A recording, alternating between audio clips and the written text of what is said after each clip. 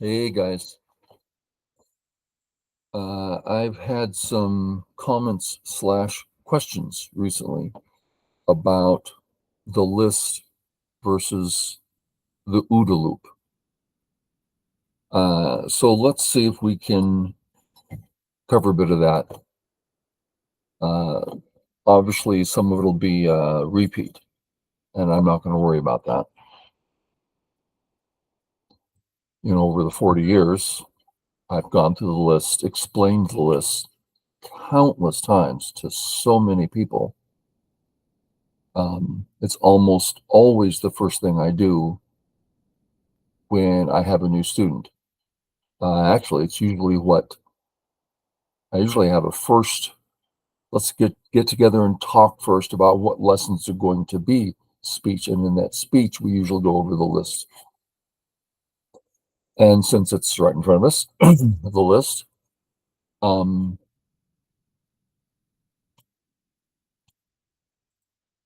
Now, I almost hate saying this because I've said it so many times, and it sounds so stupid, but it's something I believe in and I think is important. So let's get here. Uh, let's pretend this is a game between two 10Qs and white to play.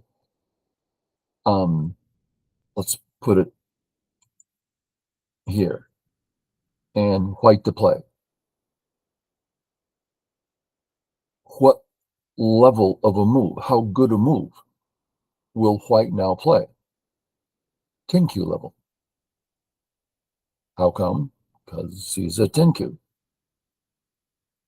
Well, isn't our goal to play above that? Well, how can he? He's only 10Q. There's a way. He can play above 10Q level by, instead of using his thoughts, using a strong player's thoughts.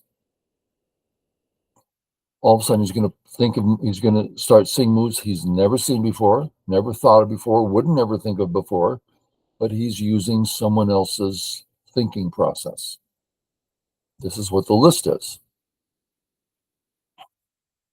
Okay, so you can play above your level.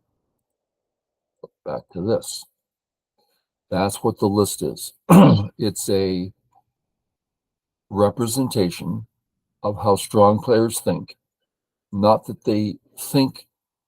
So let's go with the first one. This is not a board position. This is 3 questions. And our first question is, am I okay? That's the short version of the question. And we'll just go through it here. Hopefully no one will walk away because I'm explaining the list. Short version, am I okay? Sweet little, you don't have to say it out loud. It's just a thought. You look, am I okay? It's an easy thought, but you can't ask it unless you understand what it means, the long version of the question. Okay. So we'll talk about the long version.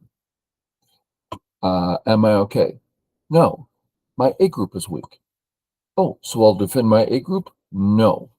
How come? Because I also have a weak B group, which is weaker and way more important.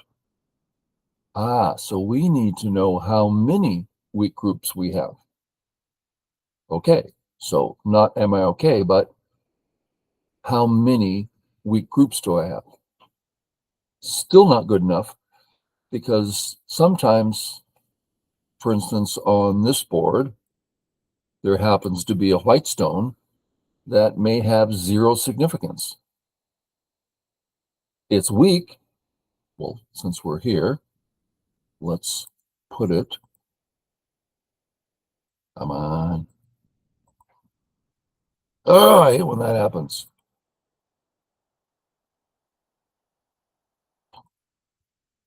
Okay. Here, this white stone is insignificant. White begs black, please take me.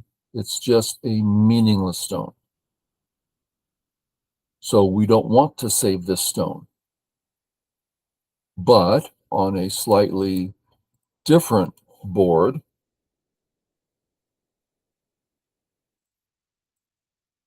it might represent killing those 2 black stones. So yeah, we're going to save that little white stone. It's not a group, but it's an important stone. So there's important stones and unimportant stones along with groups. There's also unimportant groups, but we won't go there. So how many weak groups or important stones do I have? Now we're getting to the long version. Let me just get rid of a bunch of these because using up so much space.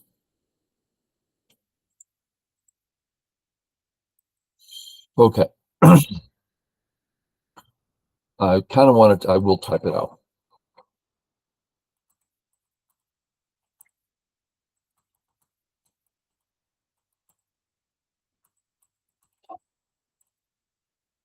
Okay. You can see it. Good. So the strong player doesn't sit there and think, how many weak groups or important stones do I have? No, he doesn't do that. How come? The thought that he wouldn't notice a weak group is absurd. Of course, he knows where his weak groups are. He knows a whole lot about where they're weak, how they're weak, what he's going to do about the weakness. It's in his breathing. He doesn't have to ask. How come we have to ask? Because we're not 7-Dan. We're not like, oh, it's obvious. Not obvious to us. So we ask the question anytime we're unsure where to play, and it starts training our mind to think like they think. Getting it? Okay. So let's say the answer to our question is no, 0, which is usually it, 1 or 0. That's the usual answer. Now, since the usual answer is 0 or 1, then the idea of asking, how many moves do we get a game? Let's say 150. 150 times in a row. How many weak groups are important? So it's like, God, talk about annoying, and you're just sick and tired of it. So we just lightly think, am I okay? And as long as you understand what it means, you're great. Now, through decades of experience teaching, the student will go, am I okay? Yeah, I'm okay. They haven't even looked yet. They haven't even looked. And I'm telling you, this happens all the time. They haven't even looked. Yeah, I'm okay. So look around, look at every group. Sometimes you look at a group and all of a sudden you realize, wait, that's actually 2 groups. It's cuttable. You have 2 groups there, not just 1. Okay. So if you understand the question and that's how you're thinking about it, then sure, just in your little head, am I okay? So we're assuming the answer is, yeah, I'm fine. Okay. On to the next question. Number 2, how many weak groups or important stones does he have? And I won't type it out because it's pretty obvious. Now let's assume the answer is 0, at which point we go to question 3. How many big areas are there? There's usually, now in big areas, there's easily 3, 4, 5, 6, 7 big areas. So we have to ask the long version every time. Because the moment you just go, oh, that looks biggest, you miss 2 that are bigger. Acknowledge all the big areas, not all areas, but there's always times where, okay, well, here's the big ones.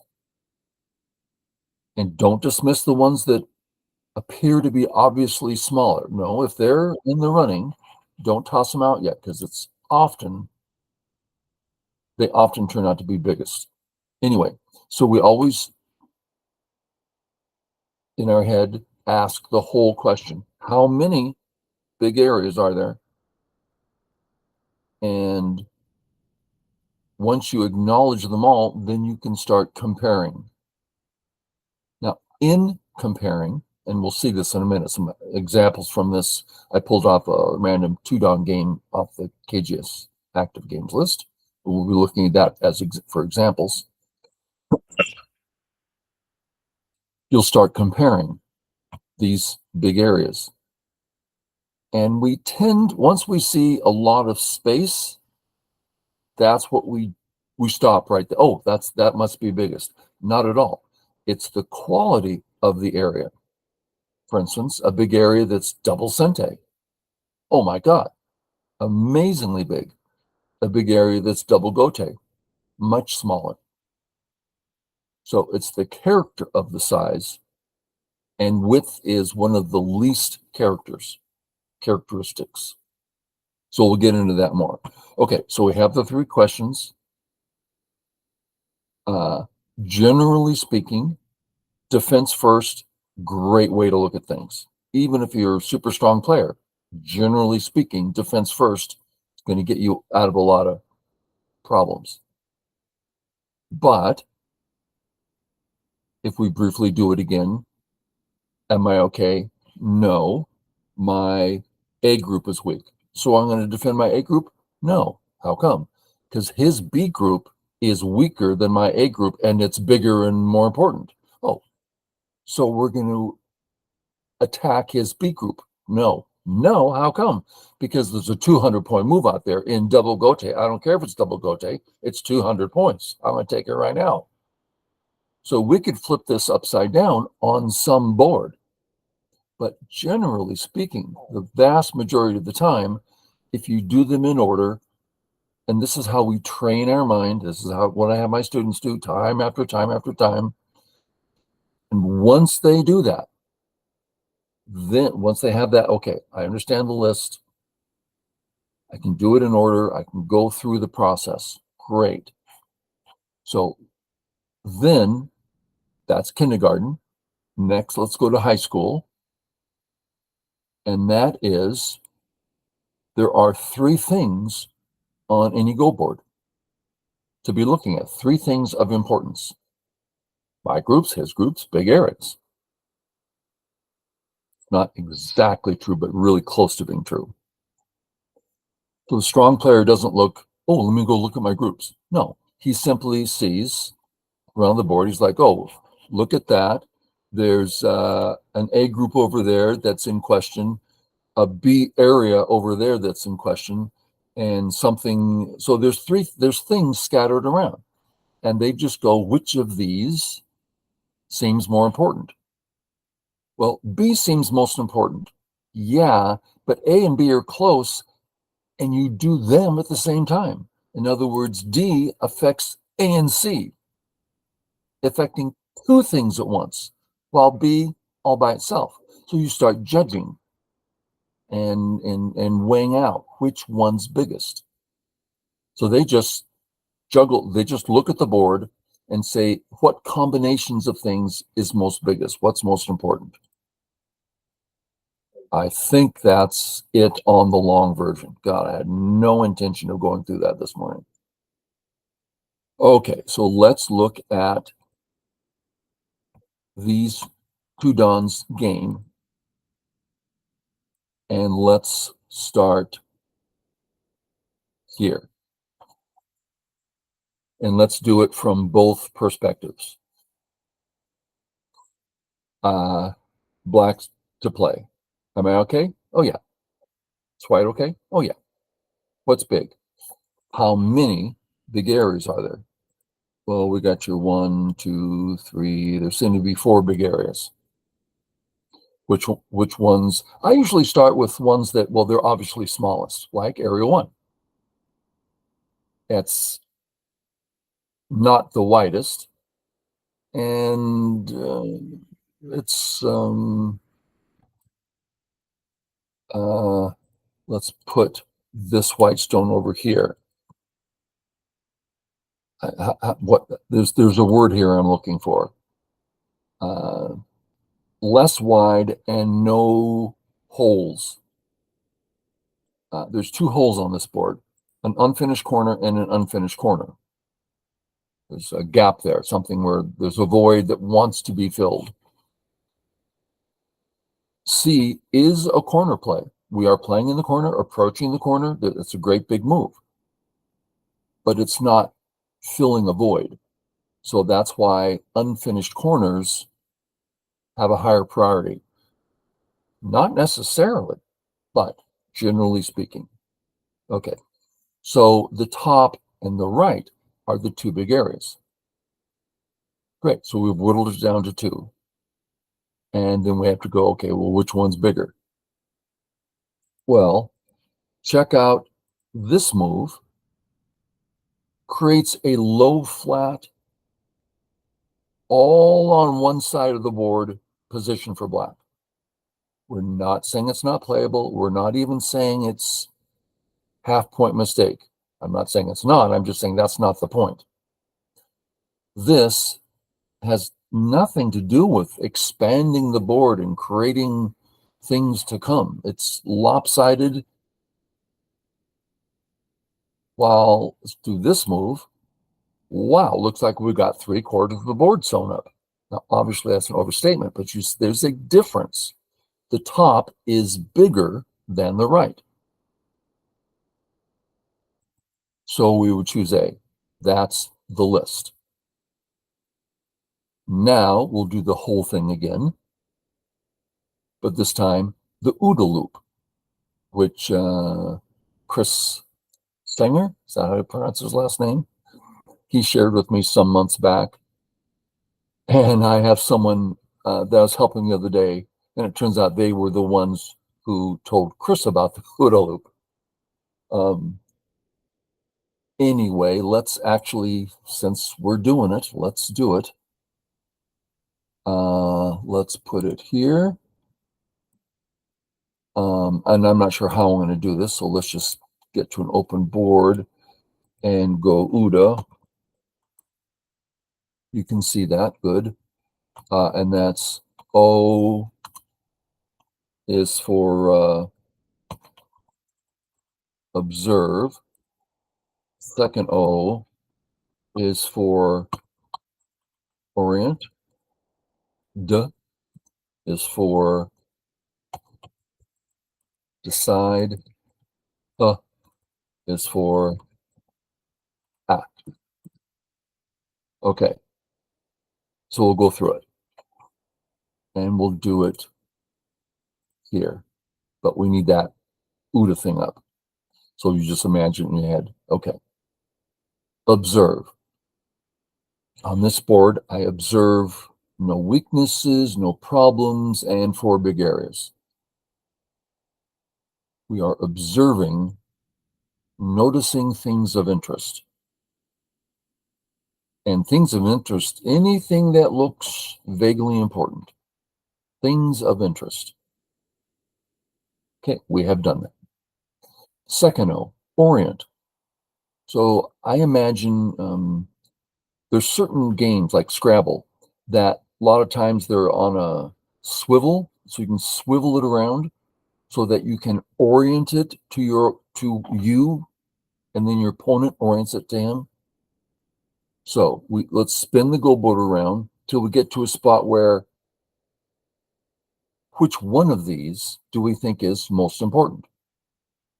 Well, it's the top. How come? That's what we can see as Go players, which I explained through the list, but there's something Go players tend to know about. So they decide, okay, I think the top's biggest. I have oriented the board. Now I know where I'm going to play. Next is the D. And for that, we're going to decide. Decide on what? Decide on, there seem to be, these are the available moves to play in the biggest area on the board, the top. Geez, very nice. playing in the corner, expanding in the corner. G makes the right very big. That's a good move. F, not in the corner. I mean, it's doing the job, but it's lacking. And we know this because, well, first, AI told us. And secondly, we all know corner's biggest, side's second biggest. Well, it's not, might not be game losing, but we're going to not play E or F. And then any of the four approaches the corner. So let's get rid of E and F for a second. So here we have 5 corner moves that play in the biggest area of the board.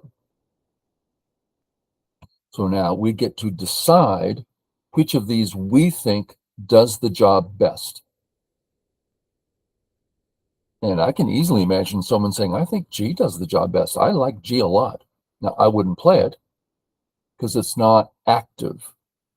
And strong players love being active.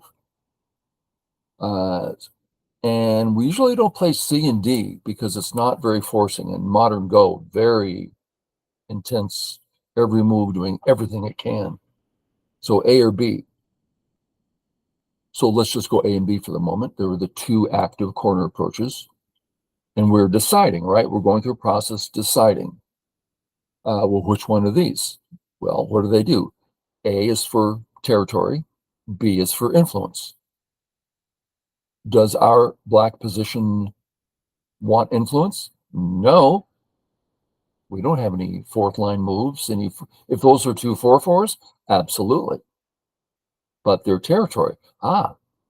We're playing a territorial game on this board. Then A. We've made our decision. We're going to play at A. That's the OODA loop. Now we're not done. We did the O, U, D. Now for the A. Sorry, my sense of humor gets me in so much trouble. A, to act. Now, I can imagine, I pretty much did this at first. It's like, well, that's stupid. What do you mean? Put the stone down? Well, yeah, but where's the OODA loop from? Where's it come from? Fighter jets. This is how they're trained. Well, why would they bother putting in, yeah, go do that thing, take that action? It's not taking the action. It's a boldness, a confidence, a commitment. This is me. This is what I'm doing. My life depends on it. If you put a stone down like that, oh, you know what's coming next. You know what your intention is. You know you have plans and thoughts. So to act isn't a passive word. It's an active word. And talk to any pro. Say, well, I'm about to play in a tournament. What should I do? Be confident. And the proverb is, confidence is worth 2 stones. I've been told this many times by pros. Oh, go in with confidence. And that's what the A is. Put the move down. It's your move. Well, I don't know. I think it's right. I'm not really sure. Things are not going to go well. Okay, so that's the OODA loop. Had no intention of any of that. Okay, so this two-don played this way. If we went through a Cochrane AI review, would this be, oh, -5 points? No. -1 point? I don't think so. It'd probably put it as a -0.5, which means no real loss in points, but the type of thing that can build up into negatives. That's my way of putting it. So this is not a mistake, but it's not something that produces a good game. Okay. White then plays here. And now we've been applying these 2 systems on extremely simple, not sinful, simple situations. I mean, How simple is this? It's like duh, right? So why would we apply? Well, because we're learning it and seeing how it actually applies, even on move 5. Okay, so boom, here. Let's do it for black. Am I okay? Yeah. Is he okay? Oh yeah. What's big? Boom, boom, boom, boom, boom. I'm seeing 3, 4 areas. Count them, 4. Which one's biggest? Well, for a moment, let's look in the upper right, and I'm going to put that stone here, which makes it unfinished. There's a vacuum right there. And there's an open skirt at B. Oh, 2 strong characteristics. Open skirt and a vacuum in the unfinished corner. Wow, that's big. But that's not what's on the board. The board's here. It's 3-3. 3-3 and 4-4 are both finished corners. The balance, no one needs to come there if they don't want to. So area 1, not particularly exciting. Area 2, low and settled. Oh yeah, black's now going to play on the bottom. I don't think so. That's a slow, small, nothing move. Low settled groups are finished. We don't need to play in area 2. That's the smallest area. Get rid of that one. 3 and 4 both have special characteristics: width and walls. Walls love to extend. So black could, therefore, play here. A safe move in a big area, negating white's wall. Great. Good move. Well, now we're playing on the left, a big area, safe, and corner, bigger.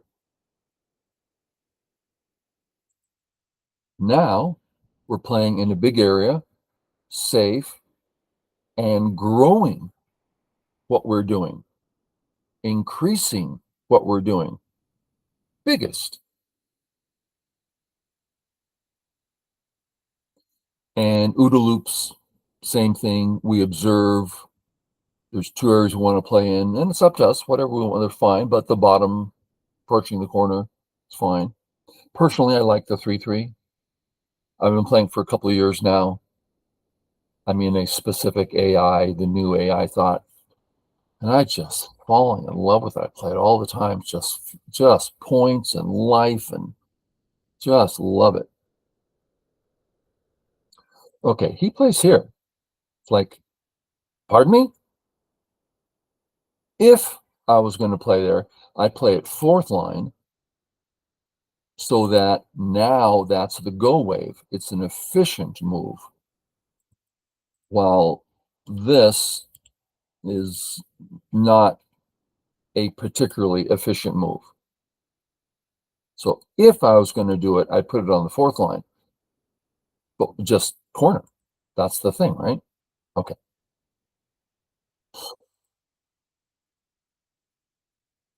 So let me catch up here. Purpose of the video today, showing examples of list versus OODA loop and explaining them. Okay, we've done almost all that. Let's see if there's any more stuff. Here, everyone's fine. What's big? Well, 2 things. Something like this. Oh, that's looking good for white. That's nice. Oh, we like playing here as white, doing good things. What about this? Oh, yeah, nice. Yeah, a nice big move. Okay, okay.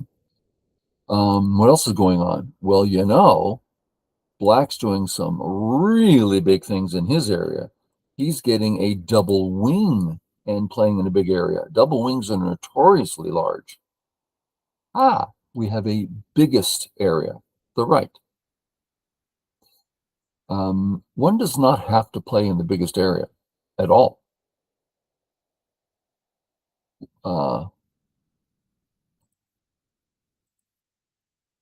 One of the empty corners is biggest.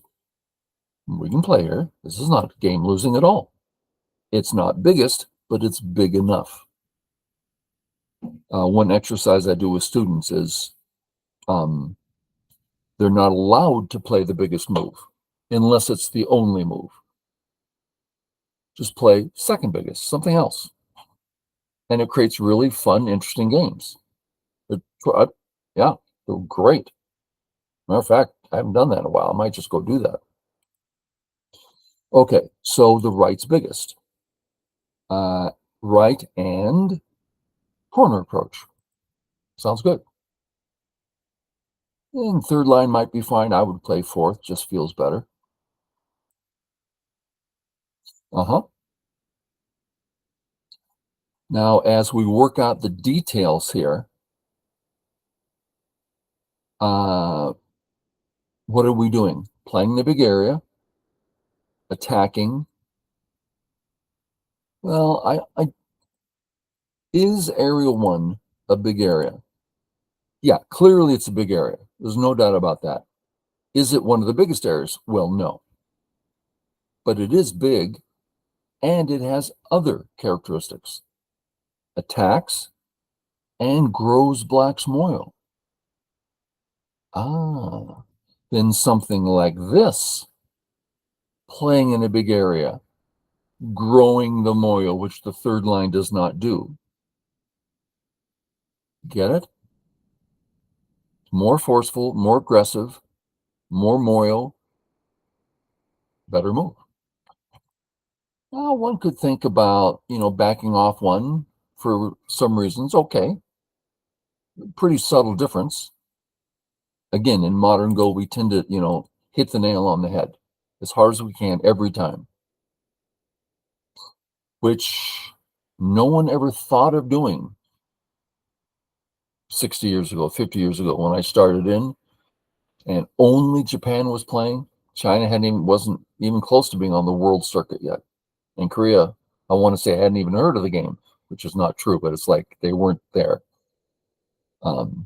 So they're more like, oh, let's play well-balanced. Oh, well-balanced, beautiful shapes, which is great until China came in and upped it a little bit. Little less shape, more oomph.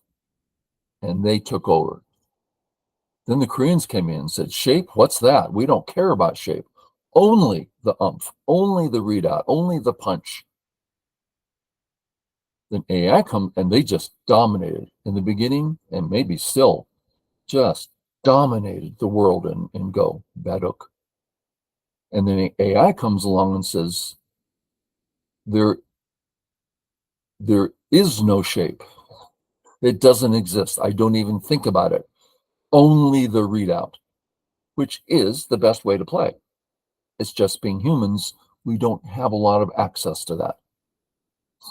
Okay, that's me doing a lot of rambling. So this makes a lot of sense. I'd say fourth line is a big difference, and why not come closer and force the issue? Oh, I like this idea. Black plays here, white's not going to ignore, right? But white can't ignore that. That's a forcing move. Not literally, but ooh, it's going to hurt. Here, I'm not feeling it. I have 3 ways to go. I can go up, down, or left. I'm fine. Not even a forcing move. So yeah, play away. To where? To a big area. Well, isn't this bigger? Well, yeah, but Black's getting a little out of control in his, we'll call it a moyo. Okay. You could also say, well, Black's not doing a very good job. I'm going to do my own. I think mine is very efficient while his isn't. Okay. Or just, remove it. I'm doing more review here than I had any intention of doing, but check it out. A is fantastic in the corner. Really good, strong corner move, but doesn't bother Black at all. C bothers Black a lot, but it's horrible in the corner. B doesn't bother Black too much, isn't in the corner. Black can simply play 3/3, and he's alive and sentient. So B's not good in the corner.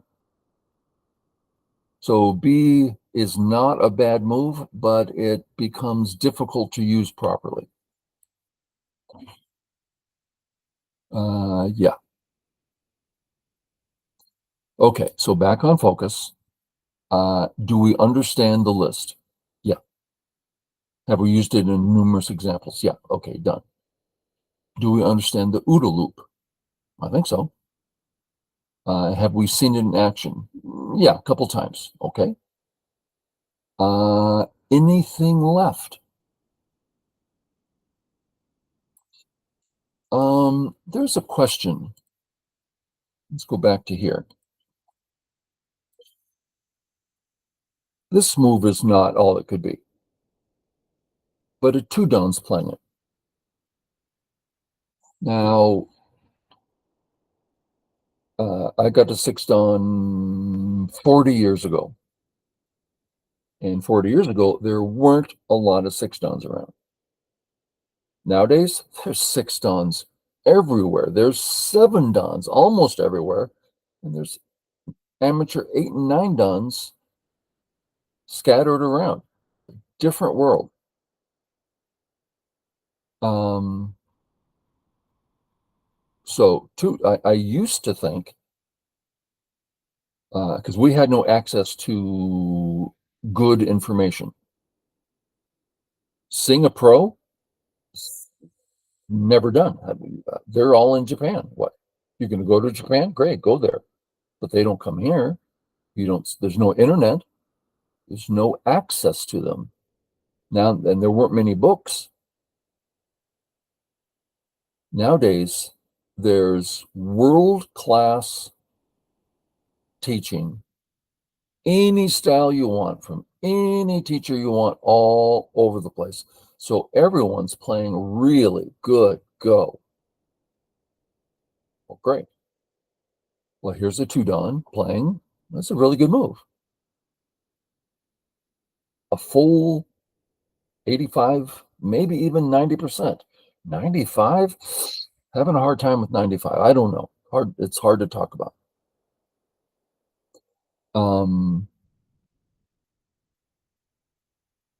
What? There was a point. I used to think of three dons. I shouldn't say it. It shows my stupidity, not theirs.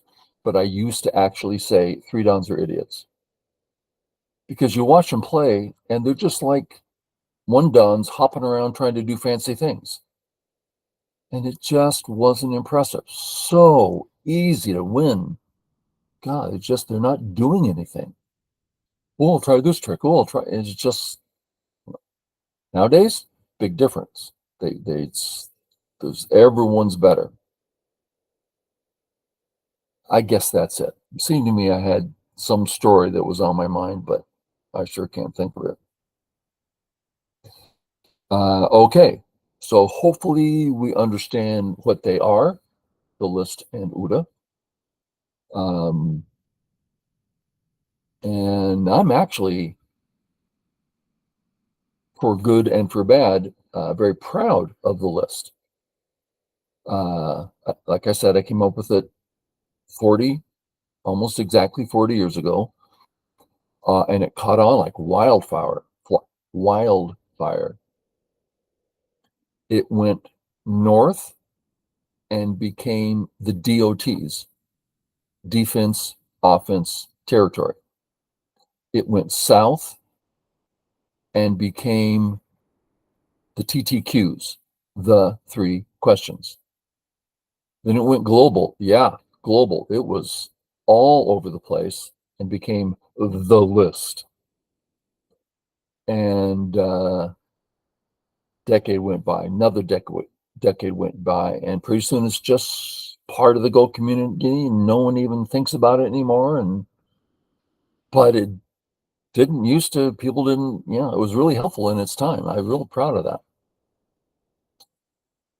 Okay, that's it. I'm done with my silly stories, and hopefully it was helpful. especially that one person who asked specifically about it.